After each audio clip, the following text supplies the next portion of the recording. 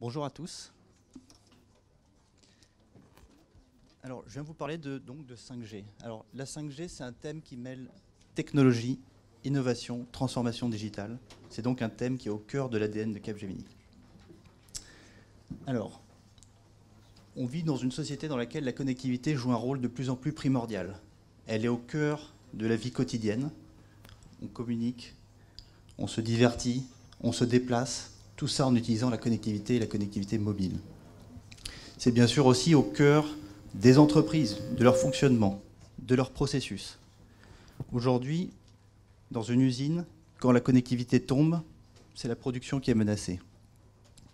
Et dans les services, même chose. Si la connectivité tombe, on perd le contact avec ses clients. Et si on se projette, tout ça va s'amplifier, bien sûr, avec une multiplication des cas d'usage dans tous les secteurs.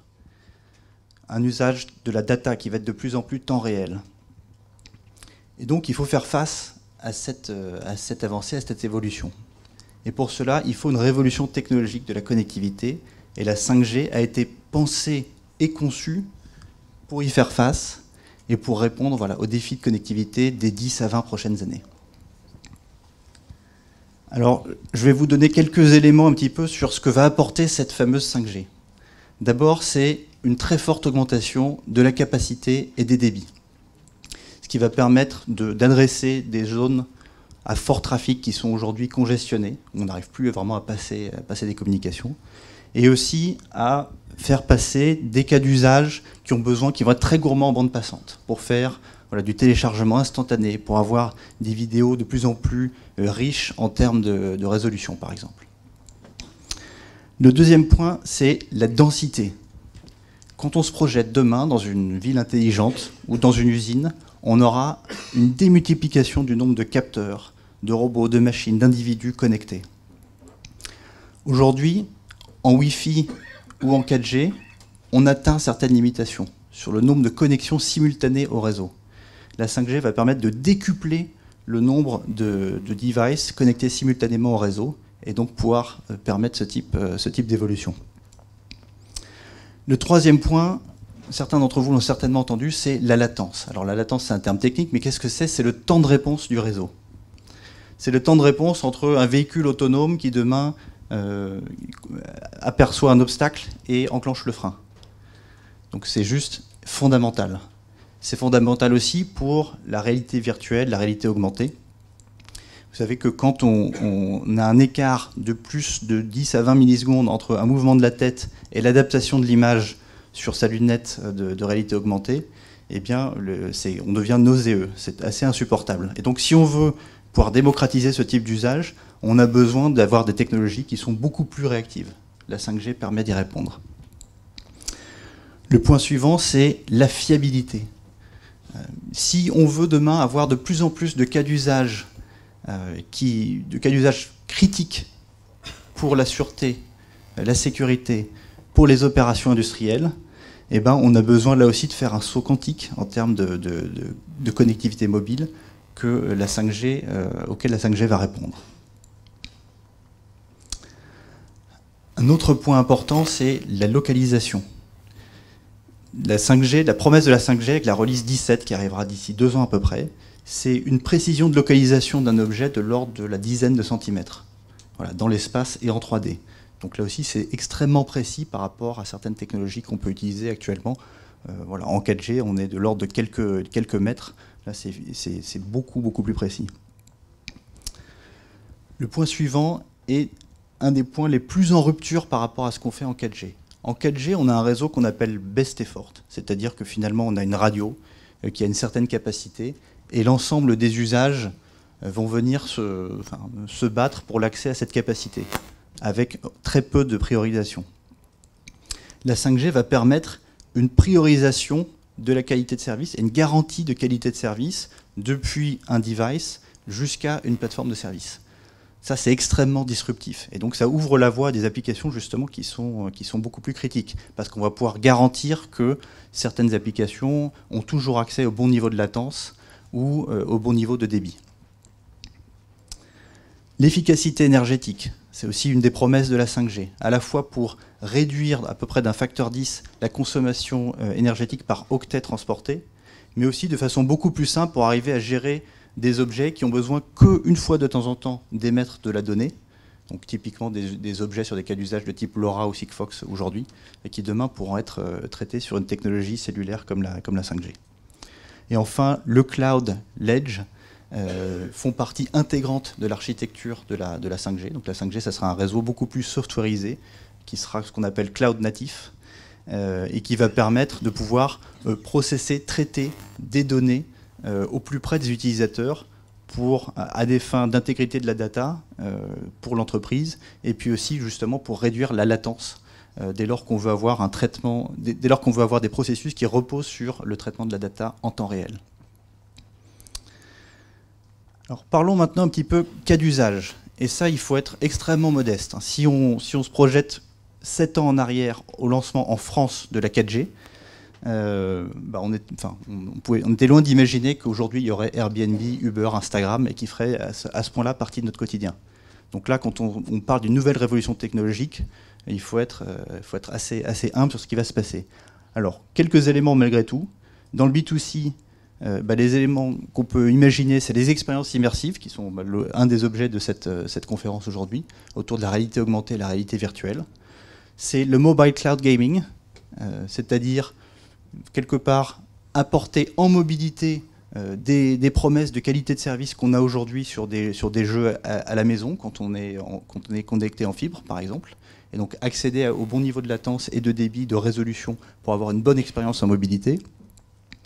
Le Fixed Wireless Access, c'est quelque part apporter au domicile une connexion Internet qui soit un équivalent de ce qu'on pourrait avoir en termes de fibre, grâce à la 5G, ou encore le streaming de vidéos beaucoup plus immersif, beaucoup plus riche.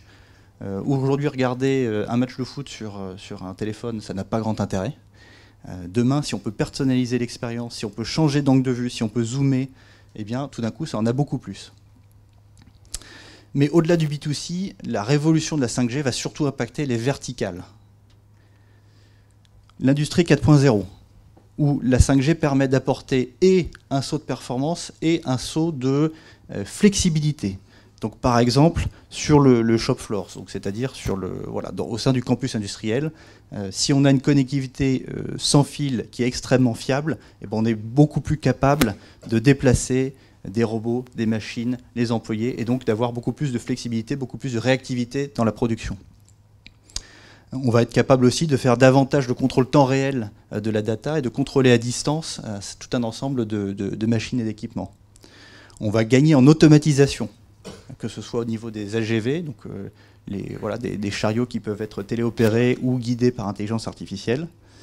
Et on aura aussi, un peu comme dans le B2C, de la réalité augmentée ou réalité virtuelle pour faire de la formation des employés et aussi les guider dans leurs tâches. Voilà, avec par exemple du support à distance par des experts d'une machine sur laquelle un technicien est en train d'intervenir. Dans les transports, on a aussi beaucoup de choses qui sont en train de se passer, que ce soit dans les hubs, donc les gares, les aéroports, les ports, dans lesquels on a des enjeux de sécurité, des enjeux d'opération, des enjeux d'accueil et de connectivité des passagers. Bien sûr, il y aura beaucoup d'enjeux autour des véhicules connectés, que ce soit les voitures, les trains, les camions, les navettes autonomes, sur lesquelles on voit beaucoup de projets en train d'émerger. Et quand on voudra les passer à l'échelle, on aura besoin d'une technologie comme la 5G. Et l'infotainment, parce que demain, dans quelques années, quand la voiture sera autonome, eh bien, on n'aura plus besoin de tenir le volant et on pourra se divertir, on pourra regarder des films ou faire des vidéoconférences avec des collègues. La santé, on en a parlé juste avant, mais c'est aussi une verticale dans laquelle on attend beaucoup de la 5G. Que ce soit par exemple pour connecter les ambulances, pour améliorer le diagnostic en temps réel d'un blessé sur le chemin de l'hôpital, pour anticiper le parcours de soins à l'arrivée. L'hôpital connecté, un peu même chose que dans les usines, c'est-à-dire pour arriver à fluidifier les opérations, savoir où se trouve le matériel, optimiser tout ça. Le monitoring des patients.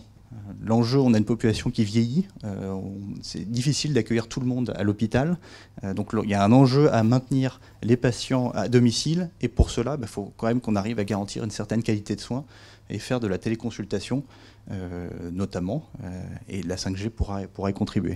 Et enfin, le médecin augmenté, on entend souvent parler de la chirurgie assistée par 5G. On peut aussi imaginer tout simplement voilà, un médecin qui intervient sur un patient et qui est assisté par réalité augmentée à distance par le spécialiste de cette pathologie. La 5G, on a fait chez Capgemini une grande étude au premier semestre. On a interviewé plus de 800 industriels pour leur demander un petit peu leurs attentes sur ce sujet. Et les résultats sont intéressants. Il y en a quand même 75% qui disent que la 5G sera un enabler clé de leur transformation digitale dans les 5 ans. Et c'est un enabler qui place assez haut par rapport à d'autres technologies innovantes, qui ne sont pas tout à fait comparables, mais quand même, ça montre qu'il y a vraiment un vrai intérêt pour cette technologie. Et ce qui est mis en avant dans la 5G, c'est justement cette garantie de qualité de service, c'est cette latence très faible, donc le temps de réponse, et puis aussi c'est les bénéfices en termes de sécurité.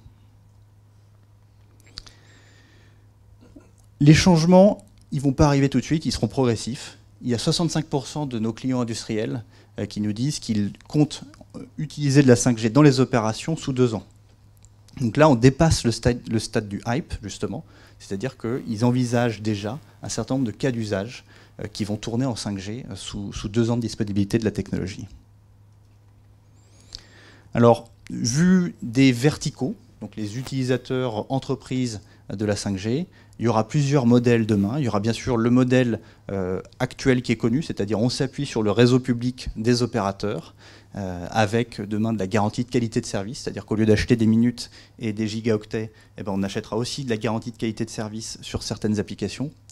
Et puis il pourra y avoir d'autres variantes, d'autres modèles, par exemple des modèles de réseaux privés ou dédiés pour des campus industriels, autour d'un port, d'un aéroport, autour d'une grosse usine par exemple. Et ça, on le voit déjà émerger très fortement, un petit peu en France, mais notamment beaucoup en Allemagne, où la réglementation sur le spectre 5G est plus favorable.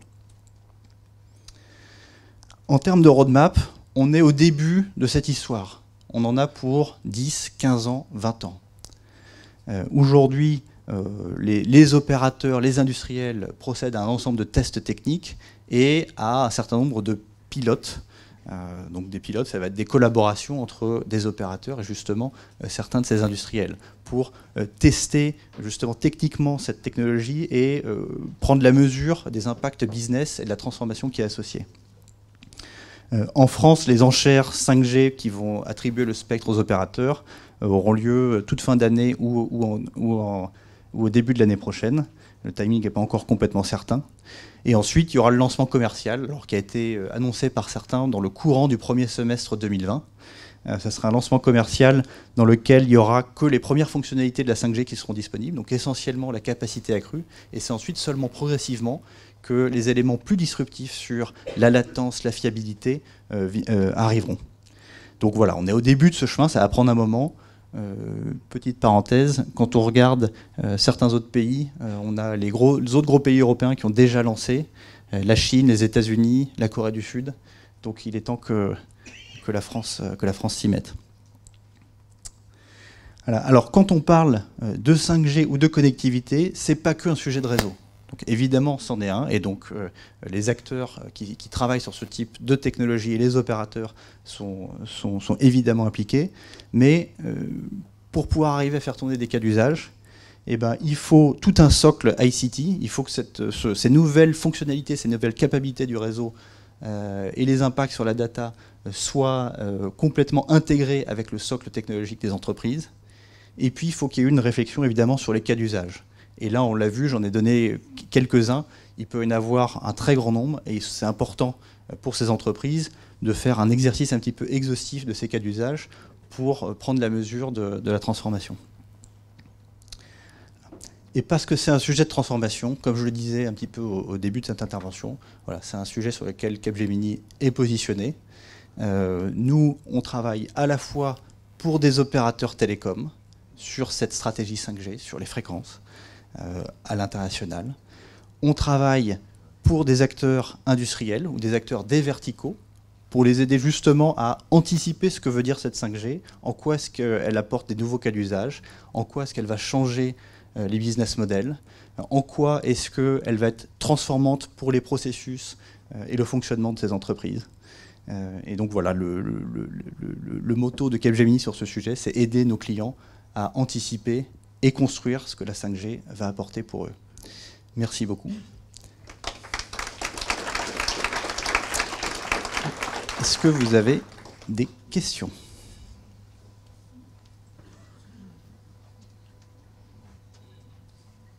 Il y a 3 questions normalement. Là, je dis 3 questions. On va commencer par la troisième.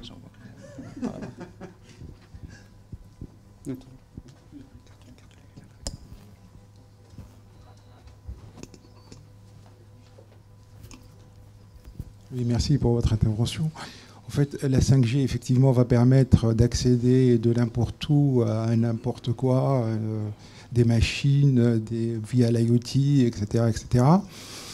Vous parlez de cas d'usage, vous parlez de fiabilité, mais tous ces aspects-là bénéfiques, les malveillants et les hackers vont bénéficier aussi de ces aspects-là.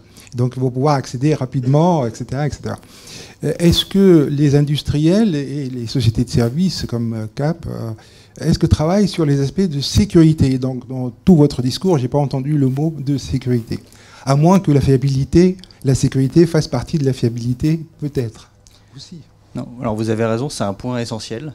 La 5G, c'est un réseau qui peut faire beaucoup plus de choses, qui va être beaucoup plus ouvert, qui va être beaucoup plus apaisé, qui aura demain, qui va s'appuyer sur des data centers qui seront à l'edge du réseau, donc à l'extrémité du réseau. Donc parce qu'il est plus ouvert, parce qu'il peut faire plus de choses aussi, il y a des challenges de sécurité qui sont aussi absolument massifs. Donc évidemment, les acteurs du secteur travaillent sur le sujet, les opérateurs, le gouvernement, les autorités publiques, l'ANSSI regardent très attentivement ce sujet pour essayer de déterminer où sont les vulnérabilités et quelles sont les mesures qui doivent être prises. Ça concerne les opérateurs, c'est évident. Ça concerne aussi, et vous avez raison de le souligner, les industriels qui demain seront les utilisateurs de ce réseau. Les acteurs des sociétés de services travaillent sur ce sujet, Capgemini également. Vous savez qu'on est un gros acteur de la cybersécurité, et donc on s'intéresse de près à cette technologie. On est d'autant plus pertinent qu'on a un acteur qui vient quand même plus davantage du monde de l'IT. Et la 5G, c'est la quintessence de la convergence entre l'IT et le réseau, avec du cloud, des API, de la virtualisation, des containers qui vont être et faire partie du réseau des opérateurs. Donc il faut que dans chaque discours, il faut placer la sécurité quand même. Absolument, absolument. Ne serait-ce que pour que les gens aient confiance dans cette évolution de la technologie. Vous avez raison, en effet. Bonjour, merci pour votre présentation. J'avais une question par rapport à la santé, ça fait un lien un peu avec la présentation d'avant. Est-ce que la 5G va apporter aussi des niveaux d'émission et une exposition finalement des êtres humains, de leur cerveau, de leurs oreilles, finalement plus faibles ou plus hautes? Est-ce qu'on sait déjà comment ça se situe par rapport à ce qu'on connaît aujourd'hui? Alors, c'est une bonne question. Alors moi, par contre, je ne suis pas médecin, donc j'aurais du mal à répondre précisément. Ce que je peux dire, en revanche, c'est que ce type de question n'est pas nouveau. On a eu le même, on va dire, quand le Wi-Fi est devenu de plus en plus massif. On a eu le même, évidemment, au lancement de la 4G. Donc c'est quelque chose qui revient en permanence. Aujourd'hui, notre compréhension, c'est qu'il n'y a pas d'études scientifiques qui établissent de façon absolument conclusive le lien entre les ondes et la santé. Voilà, c'est ce que dit l'OMS notamment, par exemple. En revanche, évidemment qu'il faut le regarder. Il faut regarder aussi l'évolution des puissances d'émission des appareils et du réseau. Ma compréhension et la compréhension des spécialistes, c'est que ces règles ne sont pas différentes en 5G de ce qu'elles ont été pour les générations précédentes. Donc a priori, il n'y a pas plus de risques que sur les générations précédentes. Mais ceci dit, c'est un sujet qu'il faut continuer de suivre attentivement. J'ai une question concernant la pénétration du signal pour la connectivité. Est-ce qu'il y a une différence, c'est-à-dire pour le building par exemple, est-ce qu'il y a une différence par rapport à la 4G? Est-ce qu'on pourra effectivement avoir une connectivité un peu meilleure quand on a effectivement, je pense notamment à l'IoT, on a effectivement de l'IoT qui est peut-être un peu placé à l'intérieur des bâtiments, il faut ressortir le signal. Alors la 5G va s'appuyer sur différentes bandes de fréquences. Il y a des fréquences qui sont basses, de type 700 MHz, qui pénètrent bien les bâtiments. Très bien, qui pénètrent très bien les bâtiments. Et ensuite, elle veut aussi utiliser des fréquences plus hautes de la même hauteur que les ondes 4G classiques en bande 3.5, voire des bandes extrêmement hautes qui jusqu'ici n'étaient pas utilisées, ce qu'on appelle les ondes millimétriques. Et ces ondes-là, par contre, ont effectivement une puissance d'émission, un rayon de propagation, des qualités de propagation qui sont très très inférieures à ce qu'on a en 4G. Donc ça va dépendre de ce que les différents acteurs utilisent et déploient. Néanmoins, en tout cas sur la partie des fréquences basses, ça devrait pénétrer au moins aussi bien qu'aujourd'hui, sachant que dans le standard et la technologie, il y a une technologie qu'on appelle le beamforming, qui permet de focaliser davantage un faisceau vers un utilisateur et donc d'améliorer a priori la qualité de propagation.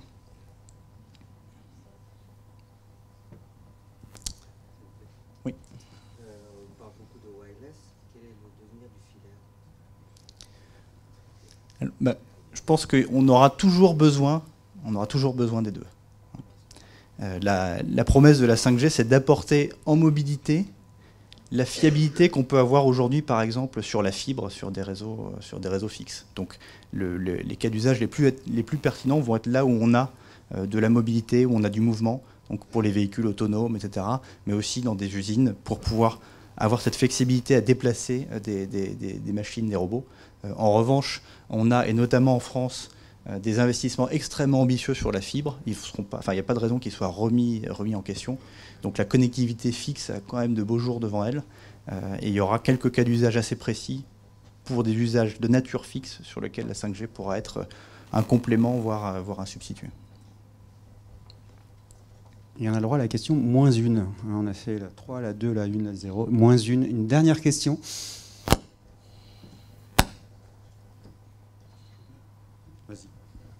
J'ai une question. On a vu que la 3G et la 4G, l'inattendu était au rendez-vous à chaque fois.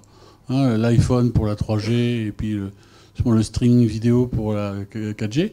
Donc il y a beaucoup de chances qu'en 5G, il y a encore de l'inattendu dans ce qui arrive. Alors là, je suis un peu provocateur, mais est-ce que les idéations ont encore du sens ou alors on attend que ça vienne tout seul? Non, je pense qu'elles ont clairement du sens. Là, tout à l'heure, je vous ai donné quelques thèmes, mais après, il faut creuser, il faut rentrer dans le détail, il faut essayer de se dire quels sont vraiment les cas d'usage pour lesquels on a besoin de très forte disponibilité, de latence très faible, de débit très élevé. Vraiment, tout reste à inventer, notamment sur les expériences immersives, que ce soit pour le B2C et le B2B. Je parlais tout à l'heure du visionnage de films ou d'événements sportifs en temps réel dans lesquels on va pouvoir faire du multi-angle, on va pouvoir faire de la 3D, on va pouvoir changer d'angle de vue. Ça, c'est des idées, mais après, il faut vraiment les creuser. Et je pense que c'est pour ça que, même si on est au début de cette révolution, il est important que les entreprises dans tous les secteurs s'intéressent au sujet et commencent à avoir ces réflexions, à regarder ce qui se fait à l'international. Ça bouge énormément en Corée du Sud. La Chine vient de lancer, et elle a lancé de façon absolument massive, avec bien plus d'antennes 5G que tous les autres pays cumulés jusqu'ici. Les États-Unis ne sont pas en reste. En Europe, on a des entreprises qui sont extrêmement innovantes, qui s'emparent du sujet. C'est un sujet qu'il faut travailler dès maintenant. Merci beaucoup. Merci à vous.